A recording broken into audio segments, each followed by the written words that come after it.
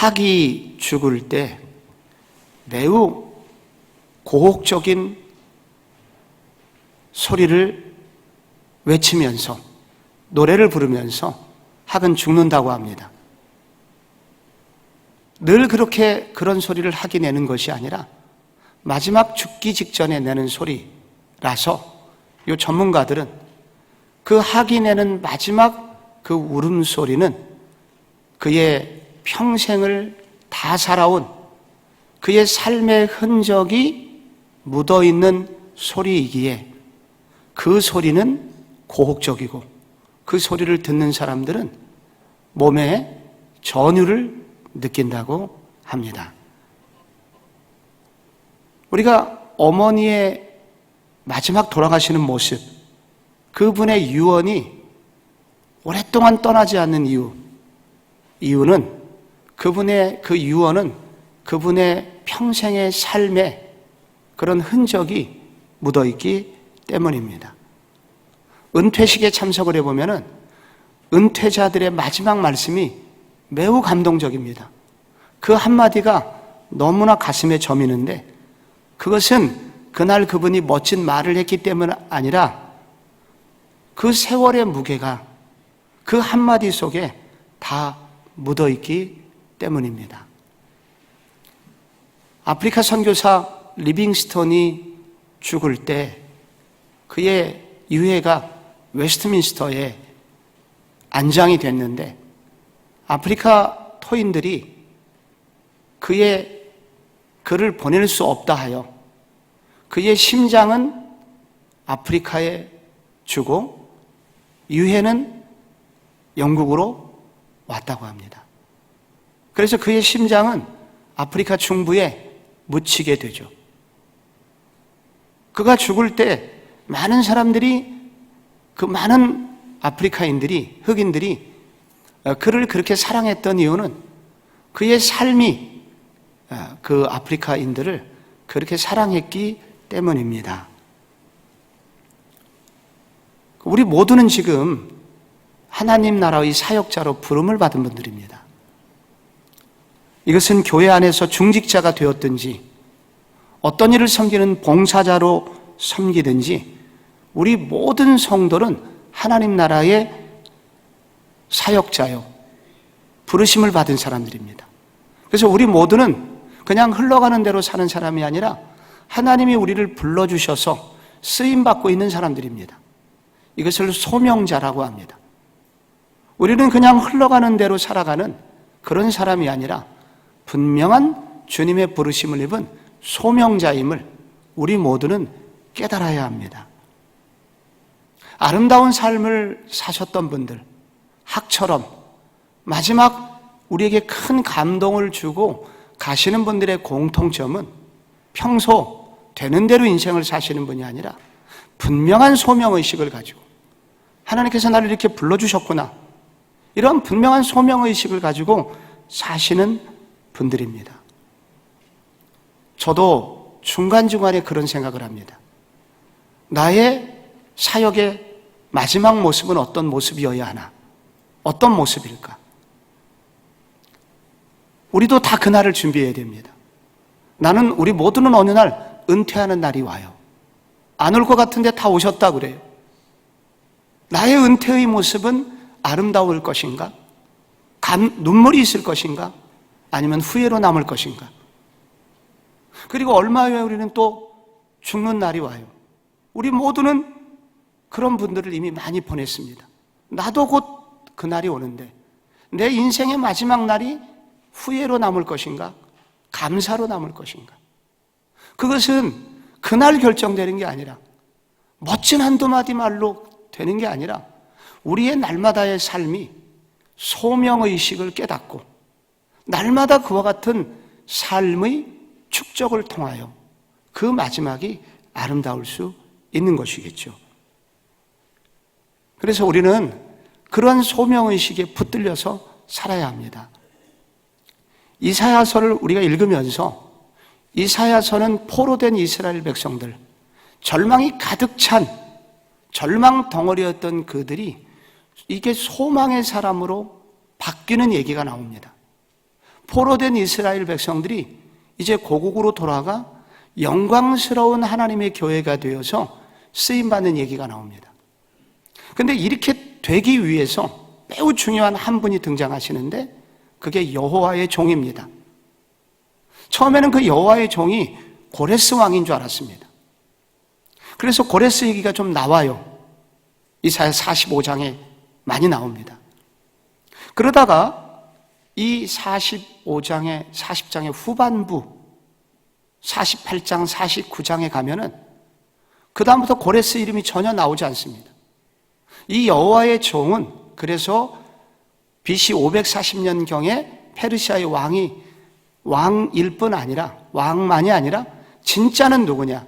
그것은 앞으로 오실 메시아다 하는 것을 우리가 알게 됩니다. 오늘 저희들이 이사야 48장의 뒷부분을 읽으시면은 이런 구절이 나옵니다.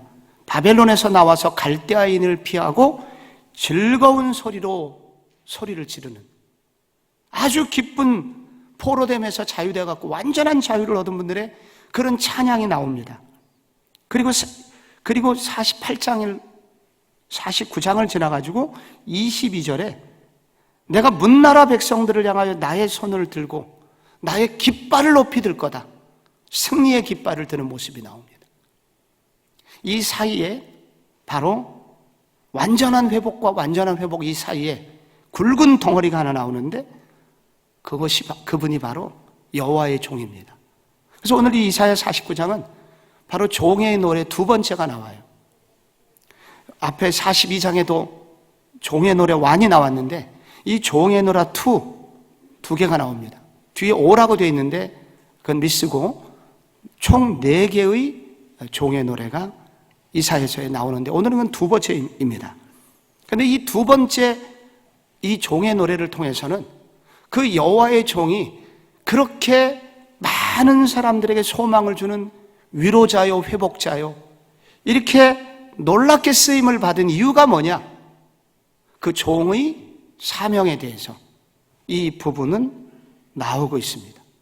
그래서 우리도 여호와의 종처럼 그렇게 메시아의 후손으로서 이렇게 남는 것이 있는 인생, 쓰임받는 인생이 되려면 우리가 그분의 어떤 모습을 보아야 하느냐 하는 부분을 우리에게 알려주고 있습니다.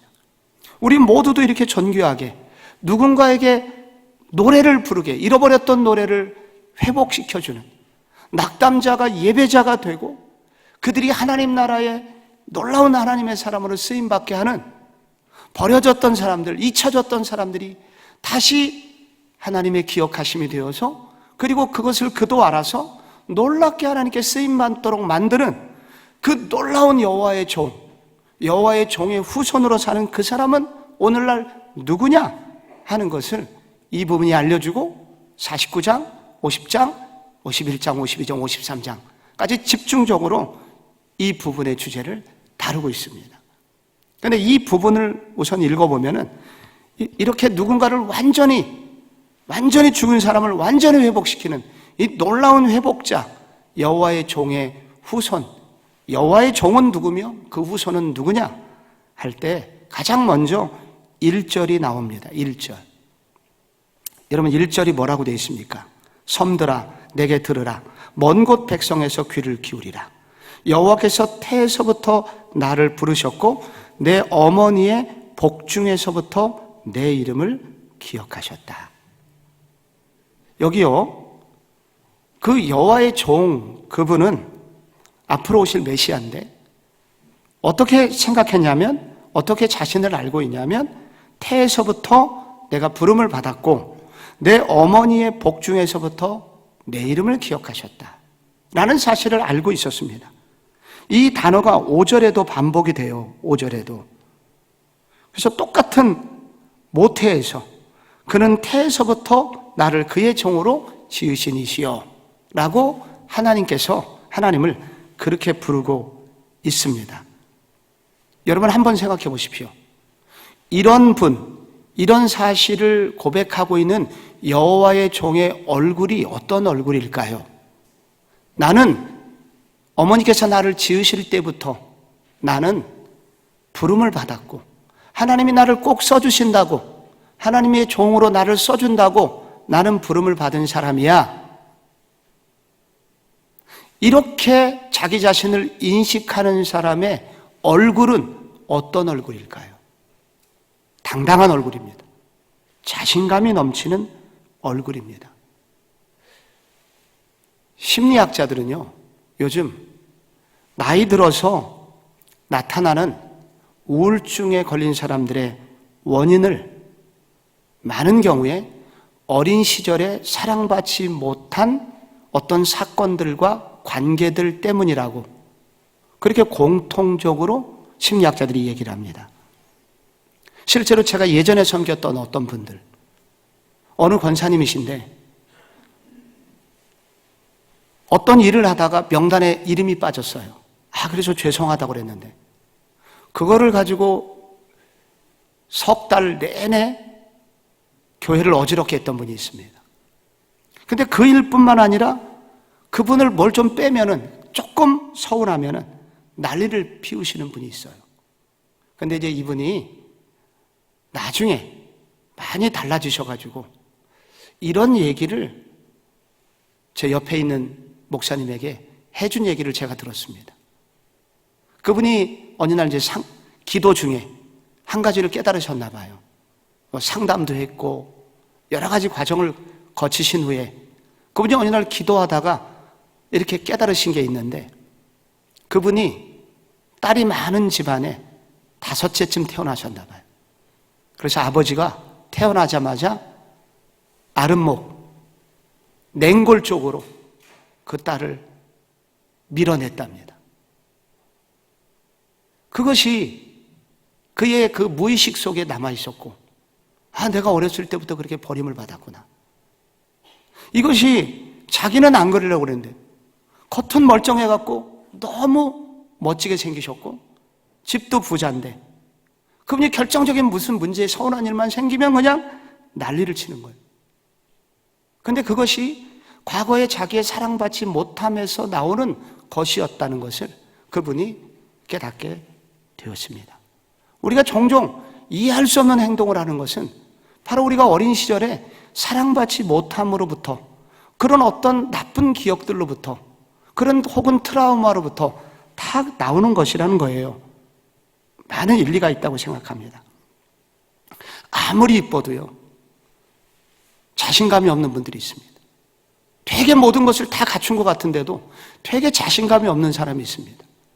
그런 사람들은 모두 다 어린 시절에 사랑받지 못함으로부터, 그 내면의 공허함으로부터 그런 문제들이 발생을 하는 것입니다.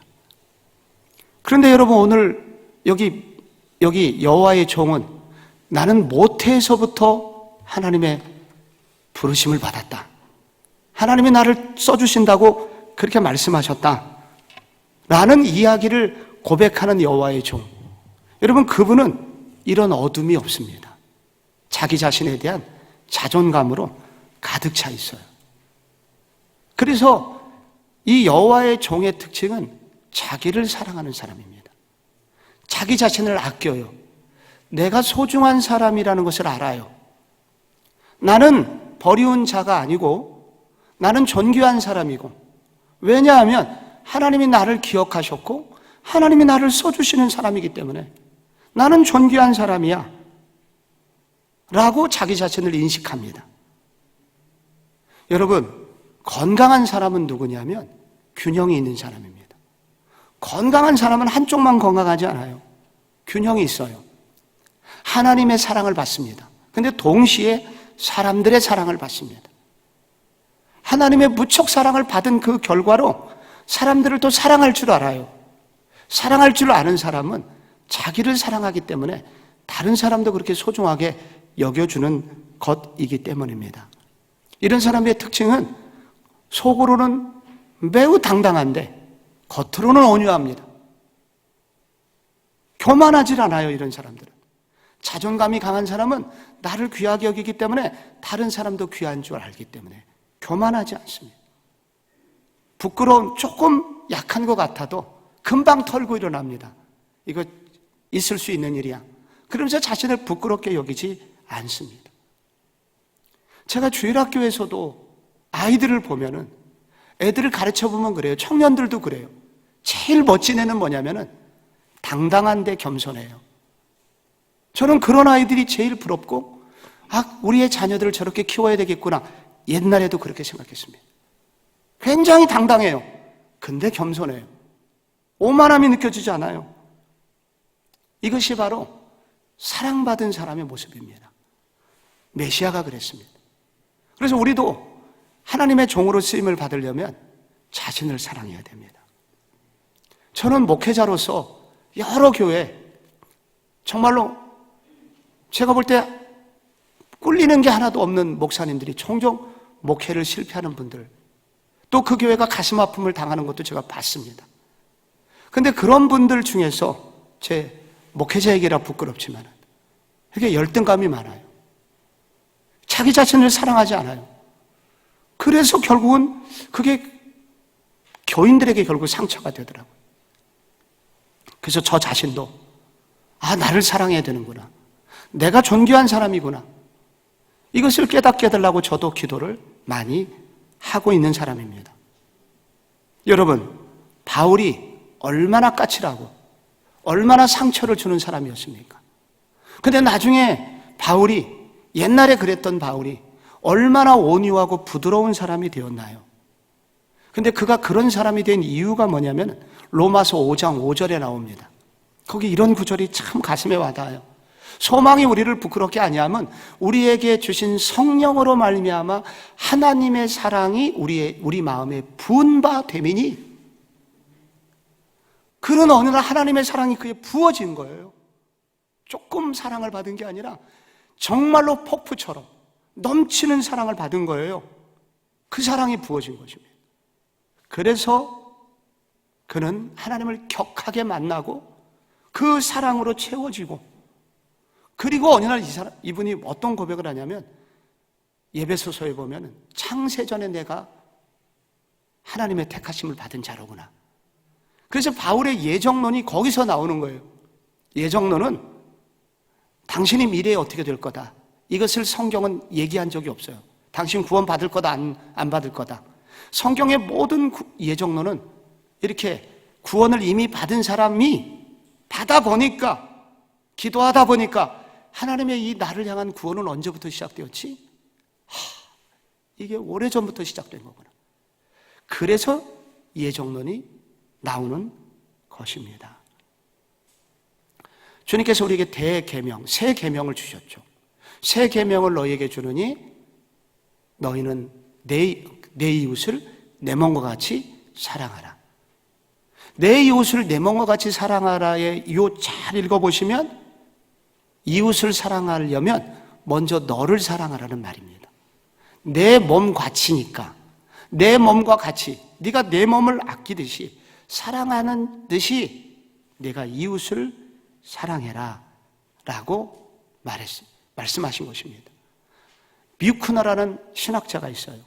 그는 이 부분을 해석을 하면서 이게 이 계명이 대계명, 땅끝까지 이르러서 내 복음을 전하라는 이 지상 명령과 더불어서 가장 중요한 계명이 내 이웃을 내 몸과 같이 사랑하라는 계명인데, 이 계명을 바꾸어 말하면은 나 자신을 이웃과 같이 사랑해야 된다는 말이다. 자신을 잘 돌보고 양분을 대주고 자신을 이해하고 위로하고 힘쓰는 것이다. 이렇게 말하면서 전반적으로 다른 사람을 돌보는 사람들, 즉 사역자들은 종종 자신을 이렇게 사랑하는 일에 소홀한다.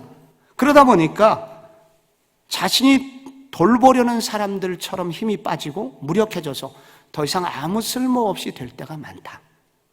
안타깝다. 그런 얘기를 했습니다. 그래서 여러분, 우리가 얼마나 존귀한 사람인지를 알아야 되고 우리 자신을 존귀하게 여기는 훈련도 해야 됩니다. 여러분을 어떻게 생각하십니까? 나는 형편없어요. 나는 부족해요. 이게 잘하는 게 아닙니다. 이건 겸손이 아니에요. 이것은 하나님이 우리를 사랑하신 것을 무시하는 겁니다. 절대 그러시면 안 됩니다. 나는 존귀한 사람입니다. 그리고 뭐 좀 이쁘다 그러면은 멋지다 그러면 자꾸 아니라고 부정합니다. 부정하지 마세요. 잘 보셨습니다. 놀라운 안목을 가지고 계시네요. 하나님의 시각이십니다. 아멘입니다. 여러분 그렇게 하셔야 됩니다. 제가 종종 중간중간에 좀 잘난 체 하잖아요. 설교할 때. 대부분 유머지만 여러분 이거 재수없다고 생각하지 마십시오. 이렇게 여겨야 됩니다. 이렇게 하라고요. 요즘 이런 말이 유행합니다. 어떤 분 보니까 지난번 우리 교우도 지난번에 내가 너무 속을 해갖고 나한테 상을 줬다고. 자기한테 상을 줬대요. 자기한테 상을 주기 위해서 저기 백화점에 가서 옷을 샀답니다. 잘했다고. 자기한테 상을 줬다는 거예요. 참 멋진 분입니다. 자기한테 상을 줘야 돼요. 나를 위해서 너는 참 훌륭한 애야. 그래서 내가 너를 위해서 운동을 해줄 거야. 내가 영화도 보여줄 거야. 그러면서 감수성도 키우고 또 좋은 음식도 먹고 그렇게 해서 자기를 존귀하게 여기는 거예요.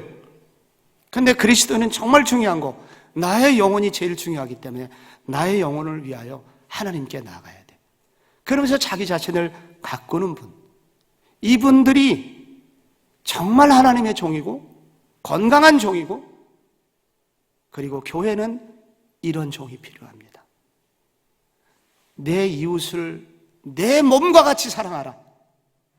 하나님의 말씀을 여러분 우리는 순종해야 됩니다. 또 하나 여러분 2절 말씀 그러니까 처음은 가로에 자존감, 자신을 사랑하는 사람이죠. 두 번째는 2절에 이런 말씀이 나옵니다.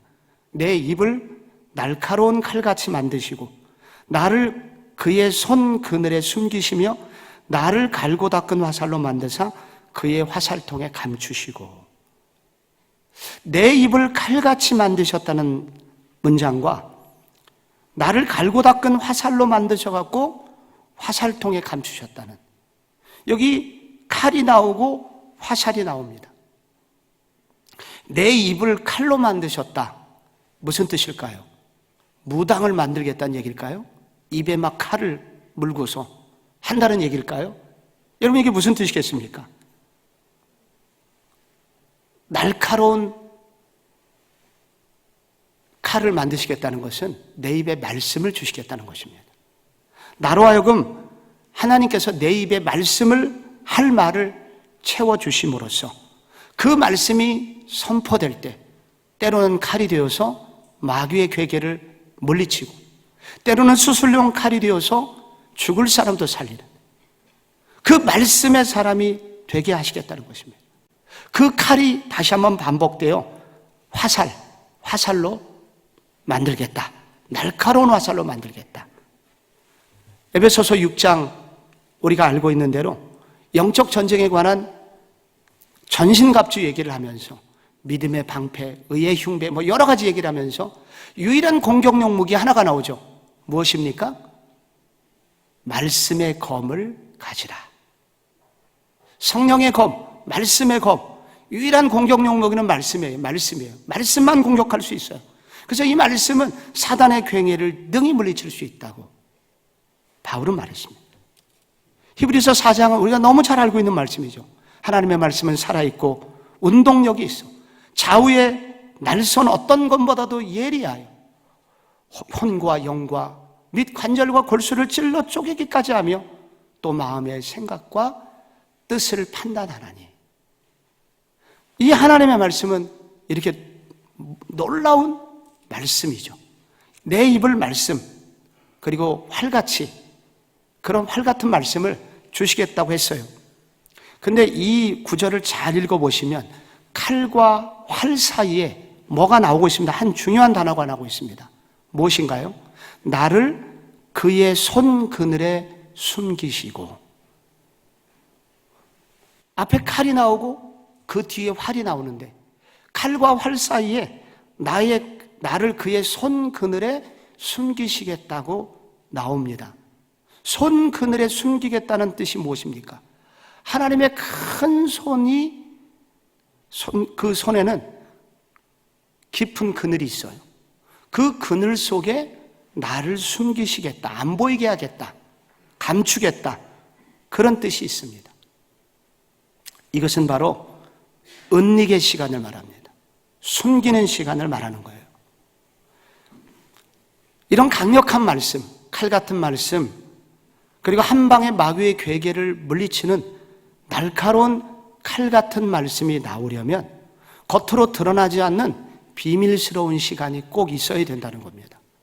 은닉의 시간이 있어야 된다는 거예요.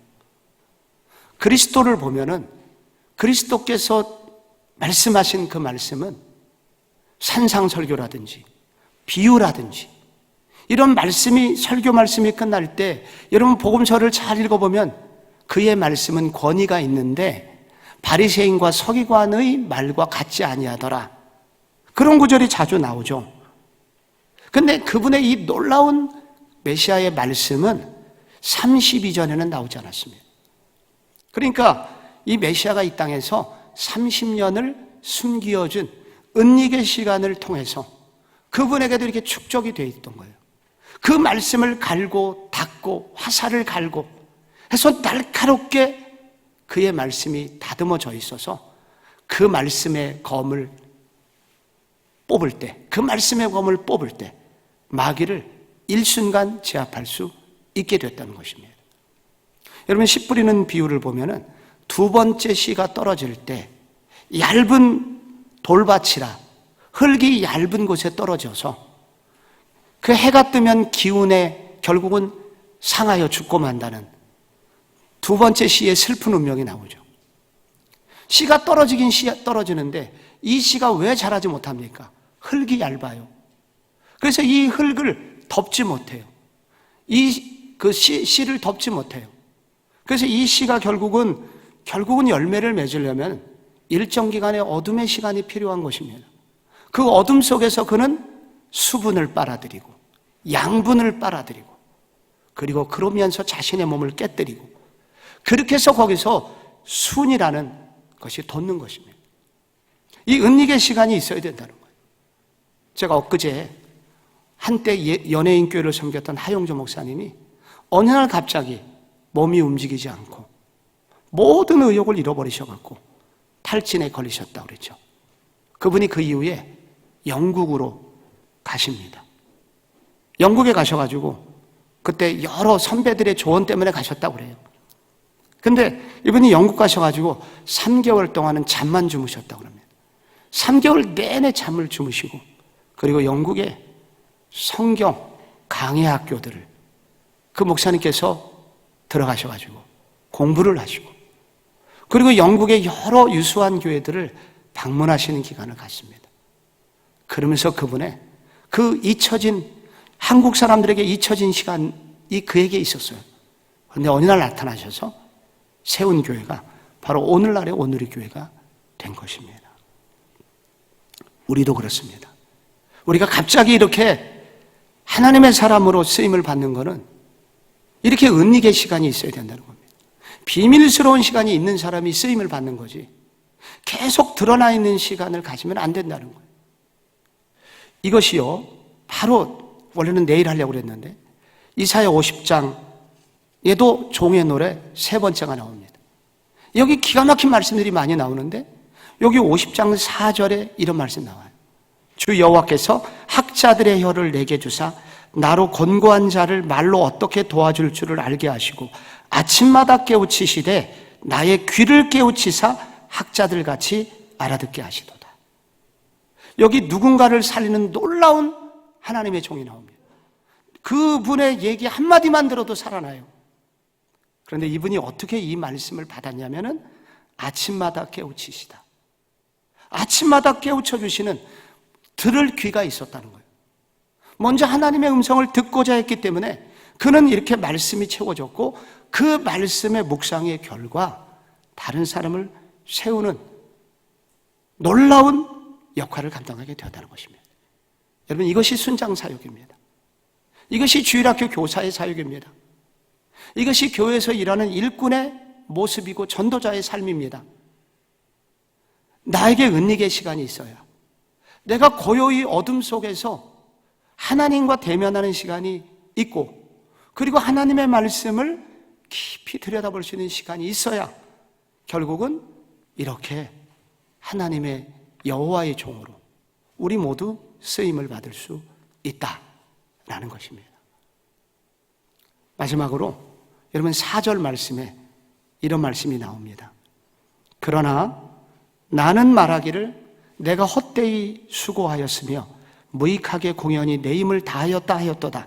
참으로 나에 대한 판단이 여호와께 있고 나의 보응이 나의 하나님께 있느니라. 여러분 오늘 이게 금방 이해가 안 돼요. 새벽에 한 번 읽어서는. 여러분 한번 집에 가서 또 한 번 읽어보십시오. 오늘 본문을. 여기 보면은 헛되이 수고하였다는 단어가 나오고 무익하게 공연히 내 힘을 썼다는 단어들이 나옵니다. 이것은 곧 메시아의 실패를 설명하는 단어들입니다. 열매 없는 사역자가 되었다는 거예요. 무익했다는 거예요. 사역에 실패했다는 거예요. 여러분, 그래서 많은 사람들이 저 사람은 메시아가 아니야 라고 비난을 받았다는 거예요. 일정 기간 그런 실패의 시간이 있었다는 거예요. 늘 성공한 게 아니라는 거예요.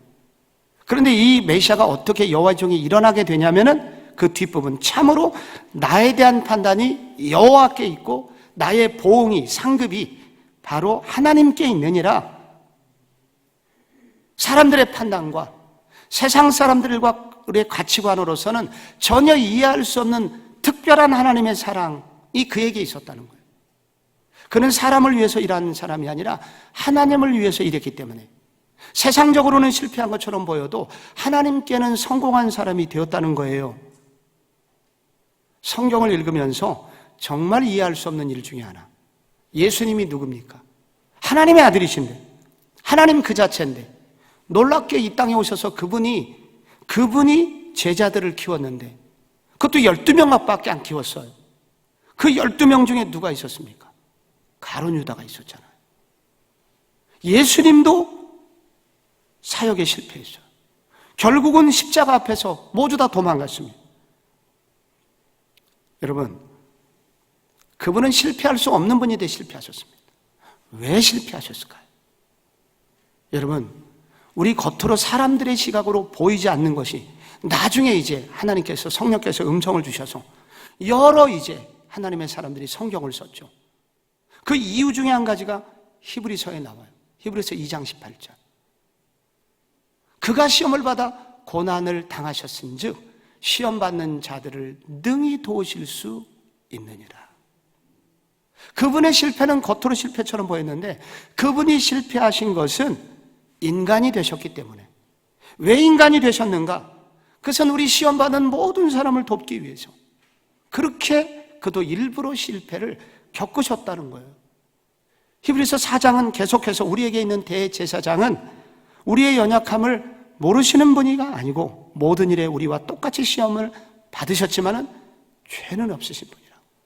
우리를 도우시기 위해서, 동정하시기 위해서, 우리와 함께 눈물을 흘려주시기 위해서 그런 고난을 당하셨다는 거예요.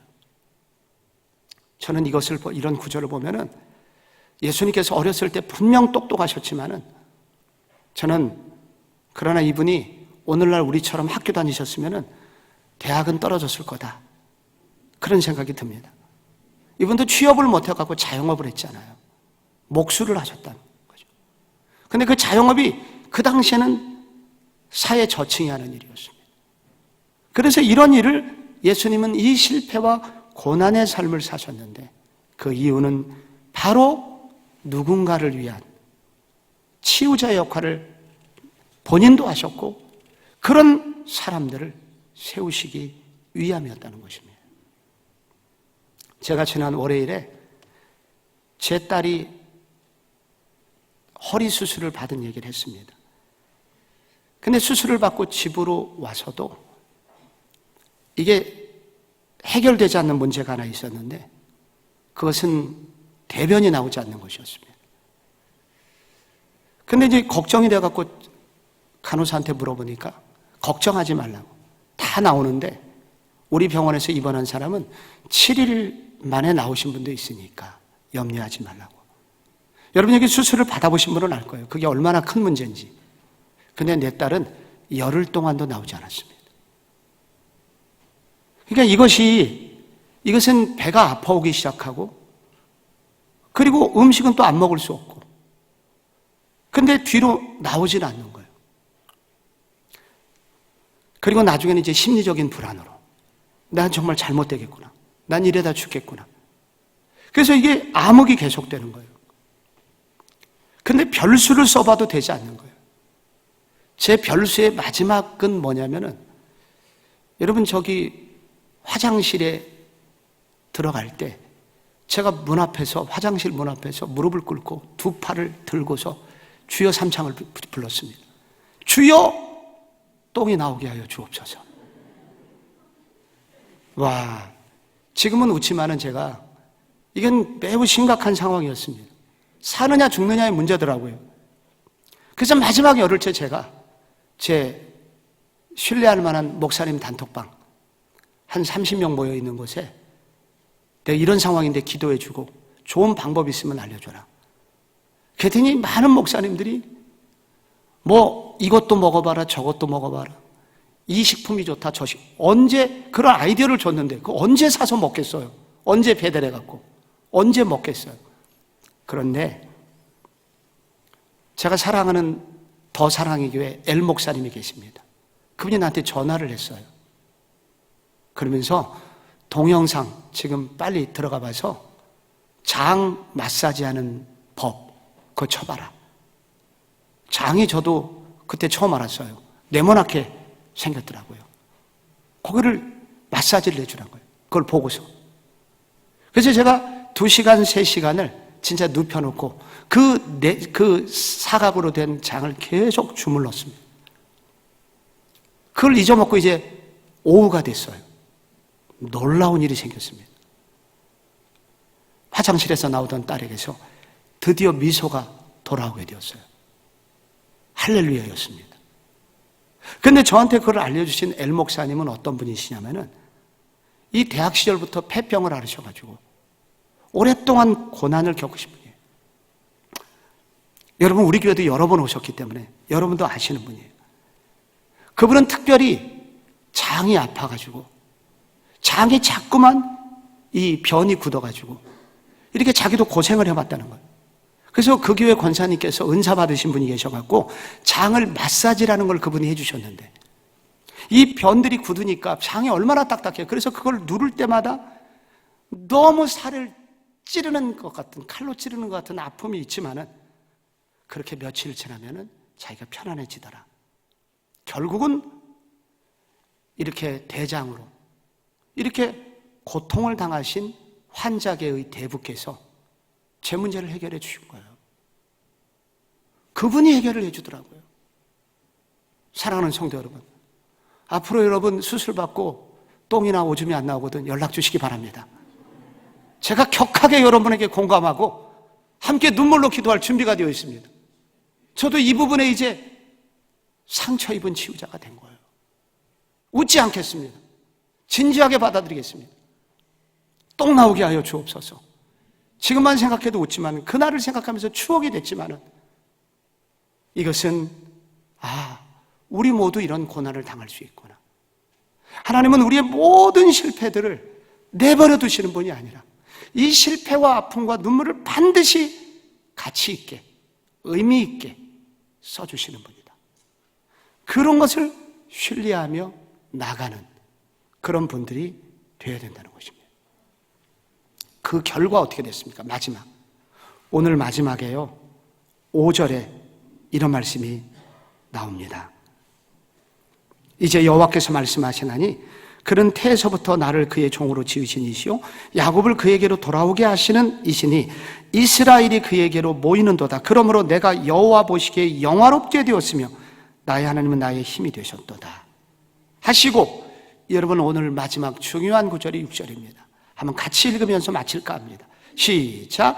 그가 이르시되 내가 나의 종이 되어 야곱의 지파들을 일으키며 이스라엘 중에 보존된 자를 돌아오게 할 것은 매우 쉬운 일이라. 내가 또 너를 이방의 빛으로 삼아 나의 구원을 베풀어서 땅끝까지 이르게 하리라. 아멘. 하나님께서 우리 내 나라, 내 교회는 일이 아니라 내가 너를 통해서 이방의 빛으로 삼아 나의 구원을 땅끝까지 이르게 할 거라고. 우리가 생각하고 상상하지 못했던 일로 우리를 써주시겠다고 하나님께서 약속을 하고 계십니다. 사랑하는 우리 교우 여러분, 우리의 마지막은 어떤 모습이어야 할까요? 여러분의 마지막 모습은 어떤 모습이겠습니까? 오늘 이 새벽에 기도할 때 주여 후회 없는 인생이 되기 위하여 소명자로 살게 하여 주옵소서. 제가 이렇게 살기 위해서 자주 은둔의 사람이 되어 새벽 시간에, 금요 심야 시간에, 그리고 예배 시간 뒤편에서 불이 꺼져도 계속해서 이 은둔의 시간을 가지면서 이 말씀을 배양하는, 그래서 말씀의 사람, 말씀으로 준비되는 그런 종이 되게 하소서. 그렇게 여러분 함께 기도하는 이 아침 되시기를 바랍니다.